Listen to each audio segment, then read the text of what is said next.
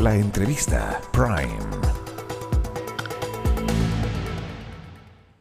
El 6 de enero de 2021, Estados Unidos vivió uno de los días más oscuros de su historia democrática reciente. Días después de la derrota de Donald Trump en las elecciones presidenciales, un numeroso grupo de seguidores del exmandatario atacó con violencia el Capitolio, intentando evitar que el Congreso ratificara el legítimo triunfo de Joe Biden en las urnas. Nunca antes la sede del Poder Legislativo en Washington había sido escenario de caos, enfrentamientos y muerte.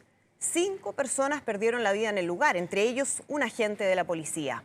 Fue el dramático desenlace de una historia que había comenzado mucho antes, cuando el entonces candidato republicano empezaba a sembrar dudas sin ningún fundamento de un posible fraude electoral.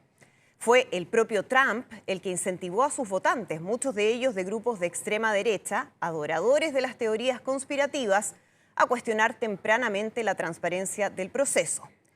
Quien siembra vientos cosecha tempestades, dice el refrán. Y Estados Unidos lo experimentó de la peor manera. Pero la estrategia trumpista no terminó ahí, sino que cruzó las fronteras. Siguiendo el manual, al pie de la letra, otros candidatos de nuestra región han intentado la misma fórmula. Poner en cuestionamiento la legitimidad de procesos electorales que ni siquiera se han llevado a cabo y sin ningún argumento concreto y real que lo sustente. Lo hizo Jair Bolsonaro en Brasil, con su consecuente ataque a la sede de los poderes del Estado en Brasilia, y lo hizo Javier Milei en Argentina. Claro que, en ese caso, todas las suspicacias desaparecieron, por arte de magia, minutos después de que se confirmara su propio triunfo. La lógica entonces es, solo hay fraude si es que soy yo el que pierde. En Chile, la alcaldesa Evelyn Matei, probable futura candidata a la presidencia de la oposición, lanzó su propia bomba al ser consultada por la posibilidad de realizar los próximos comicios municipales y de gobernadores el mes de octubre en 2 días. Dijo, no me gusta para nada, la posibilidad de fraude es enorme. Me carga el tema de las elecciones en 2 días, de verdad muy malo. ¿Por qué no ponen más establecimientos? Pero 2 días de elecciones, dijo, la verdad es que el fraude es casi imposible de controlar.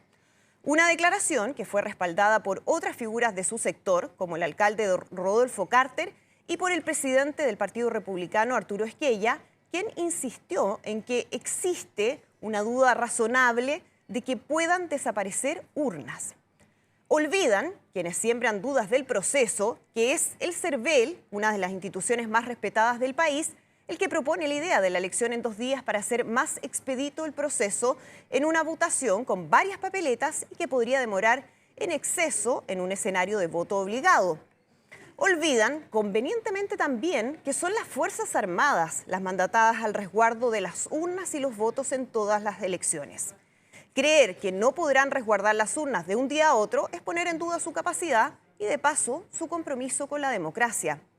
Plantear la posibilidad de fraude sin prueba alguna a 6 meses de un proceso electoral clave para el país es jugar con fuego y socavar la ya dañada institucionalidad que nos va quedando.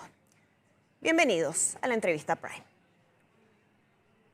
Y si hablamos de elecciones, hablamos por supuesto con nuestro experto electoral Mauricio Morales. Mauricio, ¿cómo estás? Bienvenido a la entrevista Prime. Hola, muchas gracias Andrea por invitarme, feliz de estar contigo en esta conversación. Adelantando un escenario ya de lo que puede ocurrir para las próximas elecciones municipales y gobernadores, hay varios temas interesantes de analizar de lo que va a ocurrir en distintas partes del país, pero quiero comenzar con lo que ha sido la polémica de las últimas horas a propósito de las declaraciones de la alcaldesa Evelyn Matei sobre la posibilidad de hacer un proceso de 2 días. Escuchemos esa declaración y lo analizamos. ¿Qué le parece que las elecciones sean en 2 días? ¿O que se pueda aprobar? No me gusta para nada. ¿Por qué no? Por la posibilidad de fraude. La posibilidad de fraude es enorme. Me carga el tema de una elección en 2 días. De verdad, muy malo. ¿Por qué no ponen más? Porque no ponen más establecimientos, más. Todos vamos a estar de acuerdo en eso. Pero 2 días de elecciones, la verdad es que el fraude es casi imposible de controlar. El fraude es casi imposible de controlar, Mauricio Morales, dice la alcaldesa y quien debiera ser, ¿no?, la carta más segura de Chile Vamos para la próxima elección presidencial. Te iba a responder que las declaraciones eran desafortunadas o inadecuadas, pero me parece que esas palabras no alcanzan a cubrir la gravedad de lo que acaba de decir la candidata presidencial o eventual candidata presidencial de la centroderecha. Son declaraciones profundamente irresponsables. Y quiero argumentar, Andrea, porque acá yo no soy político, sino que me toca analizar contigo este tipo de situaciones.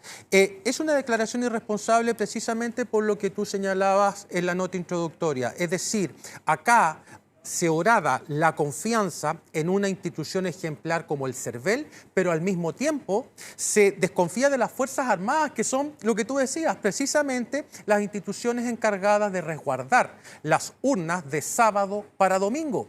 Es decir, la única posibilidad de que exista fraude es porque las Fuerzas Armadas no son capaces de hacer su trabajo, entonces nos tenemos que poner de acuerdo.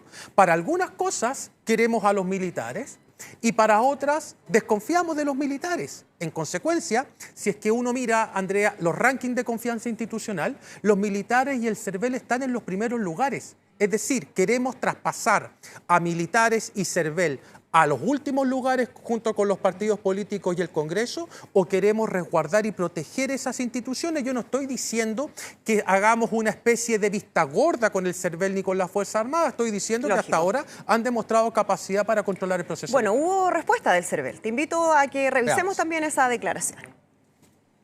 Ella fue electa en 2 días. Su elección fue en 2 días. Y la elección de todos los alcaldes, de todos los concejales y de los gobernadores regionales. Y nadie denunció un fraude por el motivo de la custodia nocturna de los votos. Hubo un problema en San Ramón, pero que no tuvo nada que ver con eso. Los votos, todas las elecciones, los votos llegan a los locales de votación el día viernes. Y son custodiados hasta el domingo con las Fuerzas Armadas. Y son custodiados durante la noche. Entonces, no hay una gran novedad en el procedimiento. Estamos hablando de votos emitidos versus votos del banco. Claro, ahí hace el punto respecto a qué es lo que ocurre en los procesos electorales, que es algo que uno se imagina maneja la mayoría de quienes han participado de esos procesos electorales. Es decir, quién está a cargo del funcionamiento de los colegios, quién están a cargo del resguardo, cómo es los días previos, cómo es el traslado de los votos, algo que hasta ahora no nos habíamos cuestionado y lo que es más curioso, ¿no?, que la propia alcaldesa Evelyn Matei fue electa en un escenario de elección de 2 días. Exactamente, y por eso mismo, Andrea, la discusión no es política, la discusión es técnica. Y acá, y es lo que me facilita la vida en lo personal, la discusión de carácter técnico, porque es imposible, de acuerdo a lo que nos ha dicho el CERVEL, organizar la elección en un solo día por una cuestión de infraestructura.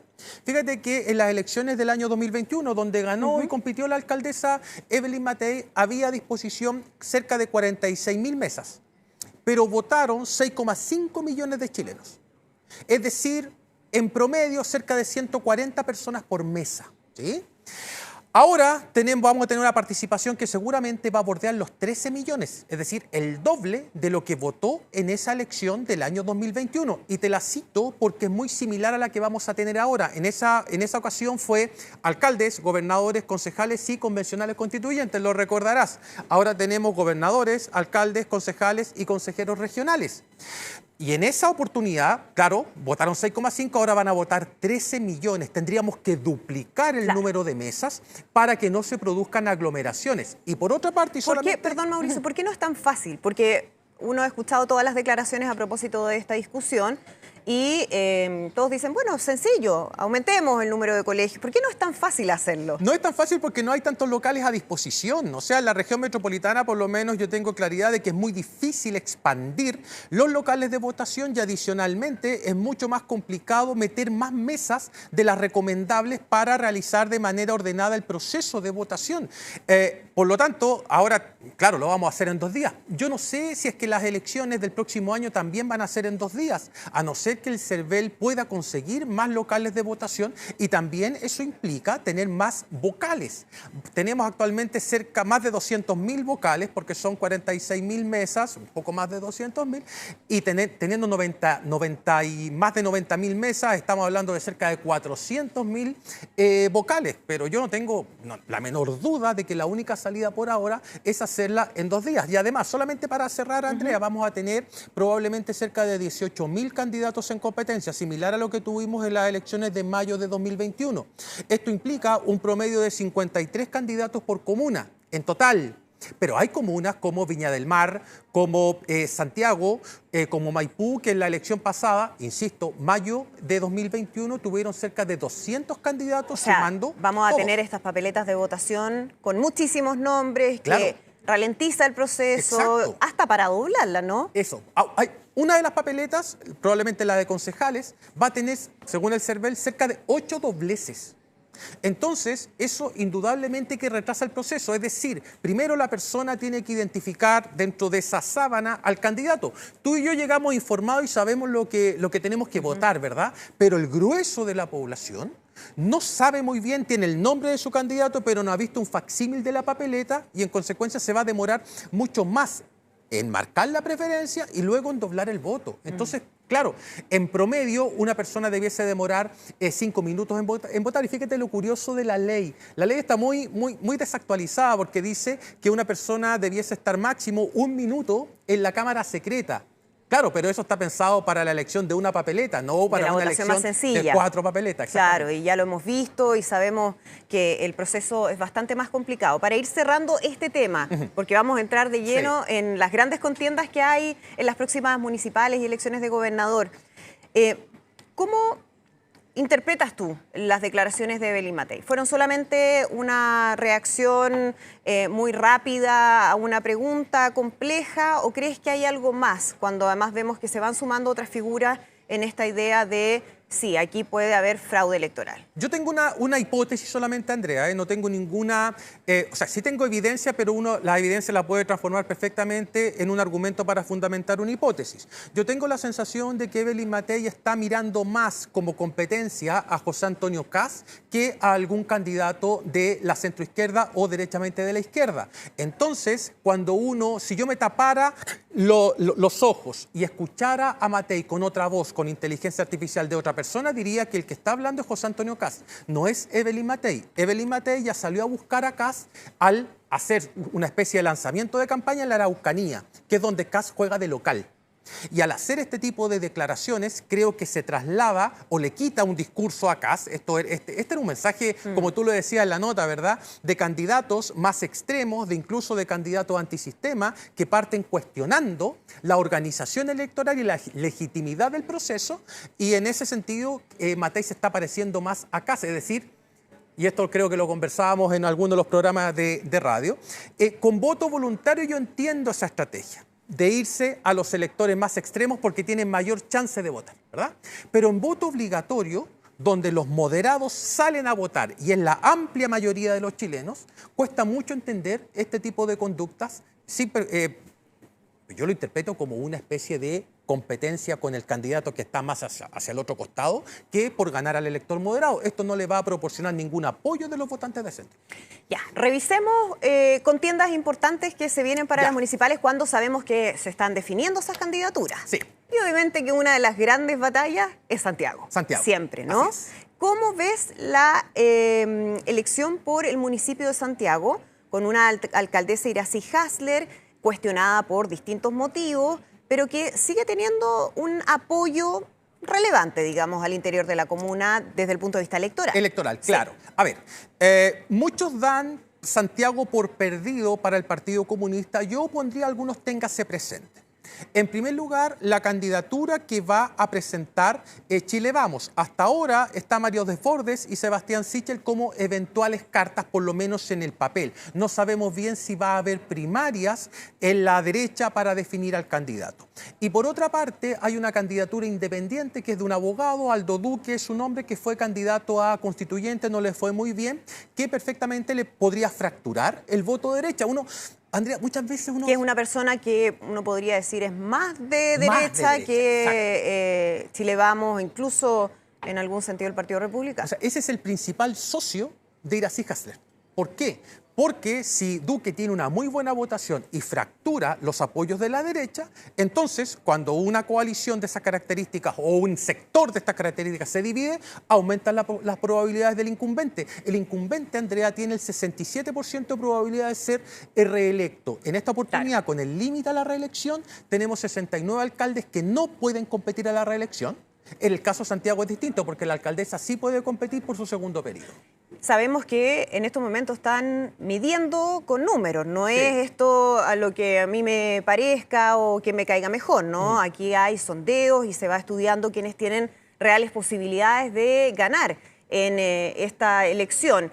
Y en Santiago, la medición que hay hasta ahora es que el único que podría efectivamente ganarle a Iracy Hasler es Sebastián Sichel. Sí, de acuerdo a la encuesta que tú citas, que me parece que fue la UDD, si mal no recuerdo, aparece Sichel mejor posicionado. Esto está ideal para un candidato más moderado. No sé qué irá a hacer el Partido Republicano. Si tú me preguntas así en frío, yo te diría que si el Partido Republicano no presenta candidato por Santiago, lo más probable es que los apoyos al Partido Republicano se vayan con la candidatura de Aldo Duque. Yo no miraría en menos candidaturas de esas características, sobre todo en un contexto de deterioro de los partidos tradicionales. Como de outsider, y de crecimiento de los...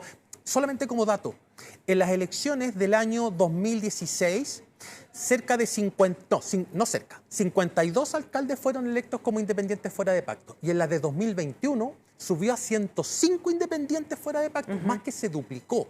Por lo tanto, yo no vería estas figuras tanto como chiste, sino que con probabilidades, por lo menos en este caso, de quitarle votos a la centro-derecha. Claro, y ese va a ser un dilema que probablemente van a tener en varias comunas. En varias comunas, claro, porque el Partido Republicano puede decir, oye, yo me omito en Santiago, pero no puedo controlar a estos independientes que vienen de ese mismo mundo, pero que no son militantes. Entonces van a juntar firmas y se van a presentar igual en calidad de independientes, pero todos sabemos el sector político al que representan. Claro, ahora, eso está pasando en la oposición, pero ¿qué pasa en el oficialismo? Porque sabemos que no había convicción de que, de parte de todos, o del socialismo democrático al menos, de que sea Iracy Hasler la candidata. Estaban levantando algunas cartas.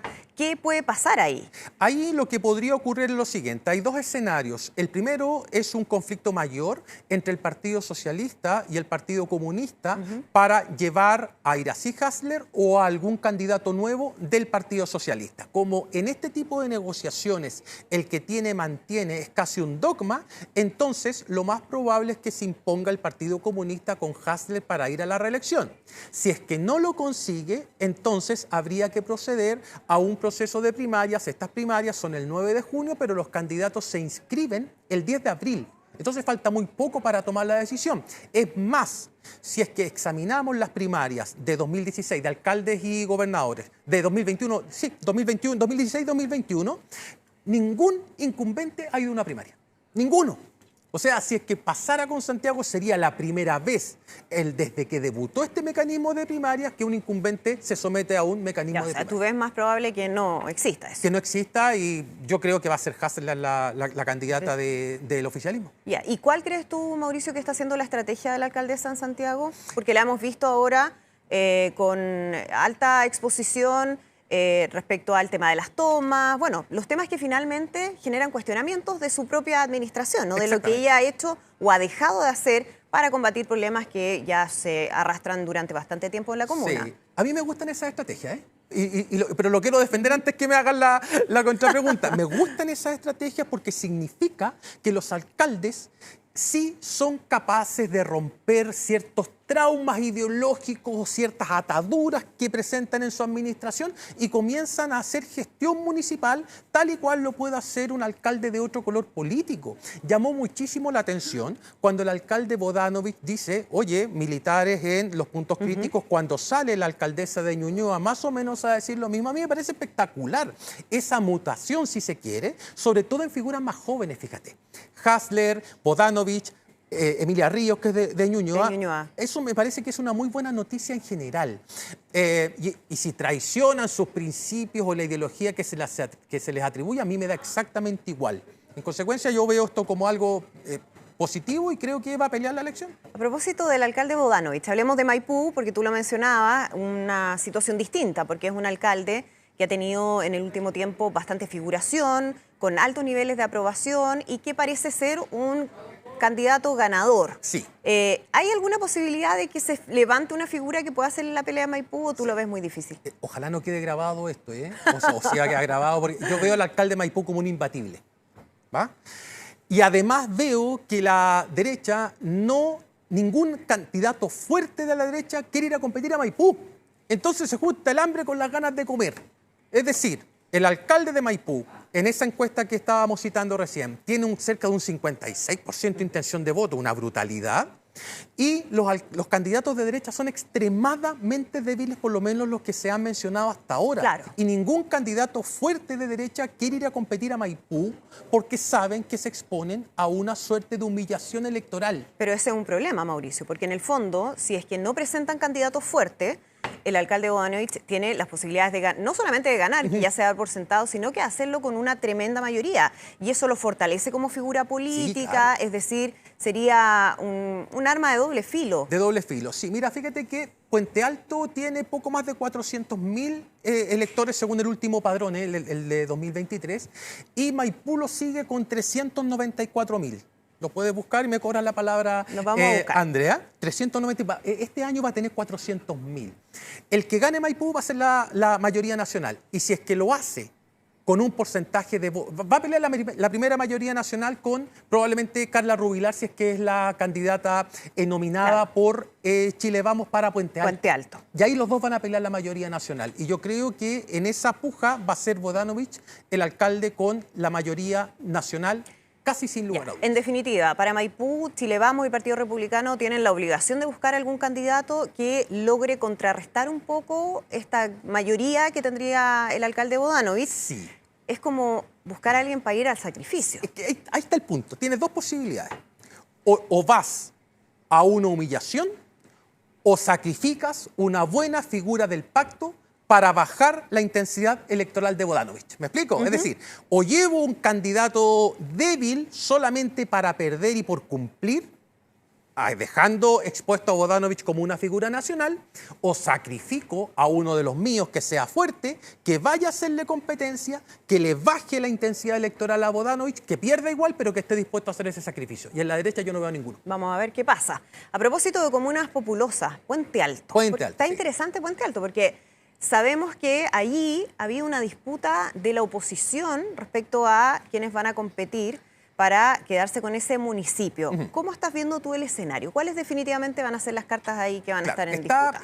Bueno, Germán Codina no puede presentarse a la reelección, cumplió sus 3 periodos, él apoya a Carla Rubilar, siempre es importante el apoyo de los incumbentes que nominan, en otras comunas no es el caso, pero nominan una especie de delfín, ¿cierto? ¿Es importante o es determinante? Es importante, diría yo, porque tenemos varios delfines que no han resultado. Claro, que se se han sumergieron. hundido. En este caso, tienes a Carla Rubilar, ella es del piñerismo, muy cercana al expresidente Piñera, tiene el apoyo del incumbente Germán Codina. Germán Codina tiene una especie de guerra civil con Manuel José Osandón en Puente Alto, que por una parte quieren presentar al sobrino, que es concejal, se ha hablado del hijo de Osandón. El ideal para Renovación Nacional y para el pacto es que vayan a una primaria.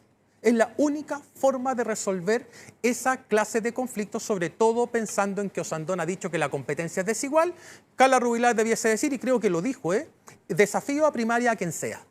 Y eso es lo que hace un buen candidato que va en busca del sillón municipal. Claro, o sea, con primaria además se evita esta permanente tensión y exposición pública de los problemas, porque han sacado claro, todos los trapitos al sol y eso también puede generar un desgaste de esos dos candidatos. Ahora, ¿qué pasa desde el oficialismo? Desde el oficialismo yo lo veo apagado, por no decir muerto. Es más o menos el símil de Maipú, pero llevado al revés. Exactamente, llevado al oficialismo. No veo muchas ganas de ir a pelear Puente Alto, que es una comuna extremadamente relevante, y es el momento de hacerlo. ¿Por qué? Porque no compite el incumbente. Como te decía recién, Puente Alto es una de las 69 comunas donde el incumbente no puede ir a la reelección.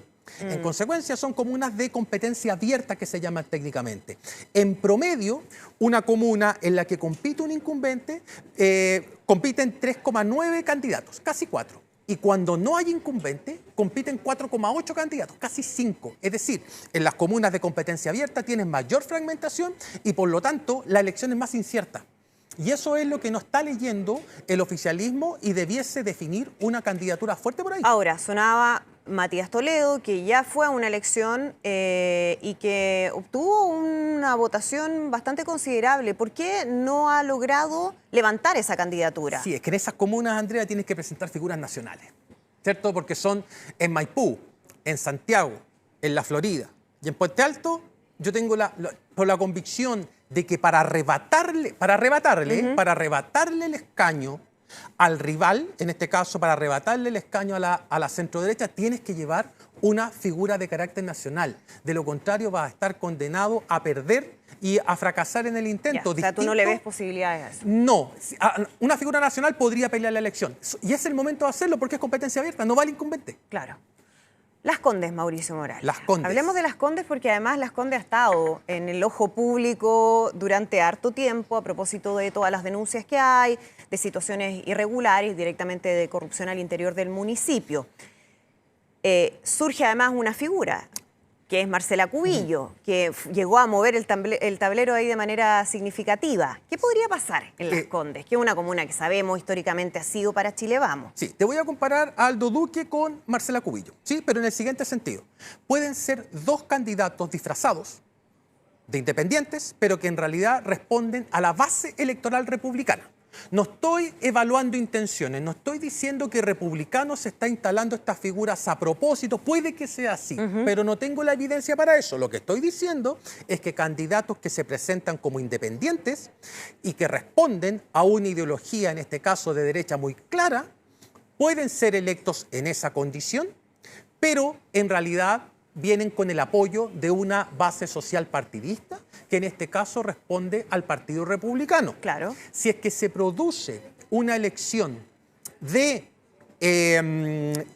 entre Cubillos y Peñalosa directamente en un cara a cara el 26 y 27 de octubre, si las elecciones son en 2 días, yo tengo casi la garantía de que va a salir Marcela Cubillo. De hecho, en la última elección de consejeros, claro, de convencionales Constituyentes, el primer proceso. El primer proceso, ella sacó cerca de un 26% sola en un pool de más de 50 candidatos. O sea, arrastra mucho. Muchísimo.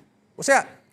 Pero en base a eso mismo, Mauricio, uno de los cuestionamientos que se le hizo desde Chile Vamos es, bueno, si ella es una figura tan potente, ¿por qué no ir a competir a una comuna más difícil? Sí, o sea, no es re fácil, Andrea, para la derecha ir a competir a Vitacura, Las Condes, Lo Barnechea. O sea, no tiene ninguna gracia eso.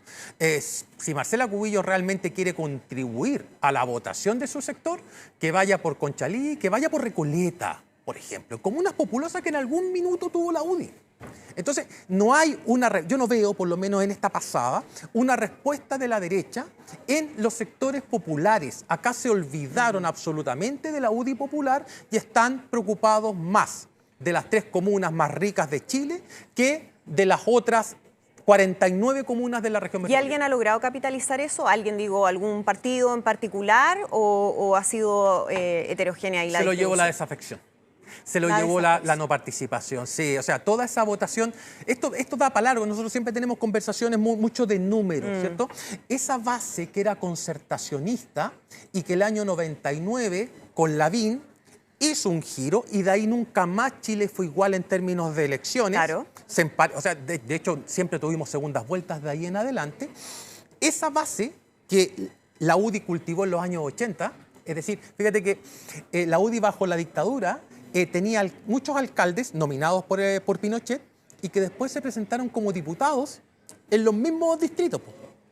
Y de ahí se construyó, había un departamento poblacional de la UDI en los años 80, eso se traspasó a los alcaldes nominados por Pinochet, esos alcaldes nominados por Pinochet posteriormente fueron diputados y poco a poco fue generando el tejido social popular que explota. O sea, hubo un trabajo territorial para aquello. Sí, y explota el 99. Y después Piñera cosecha eso el año 2005. ¿Qué no pudo hacer Lavín? Lavín conquistó a la base popular, pero no le alcanzó el eje izquierda-derecha. Quedó todavía muy aprisionado a la derecha. ¿Qué hizo Piñera?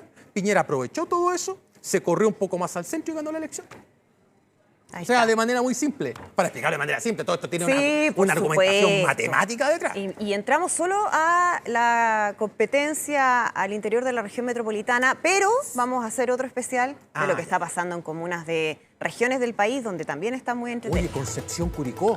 Por ejemplo, La democracia cristiana no va a la reelección ahí. Valparaíso, Valparaíso, Viña, uno. Viña. Ya. Tenemos harto. Lo vamos a dejar pendiente, Mauricio Perfecto. Morales. Muchas Muchísimas gracias a ti, gracias. Andrea. Un gusto Que estar estés contigo. muy bien. Nosotros nos despedimos de esta entrevista Prime y los dejamos siempre invitados a continuar informándose en Mega Noticias ahora. Que estén muy bien.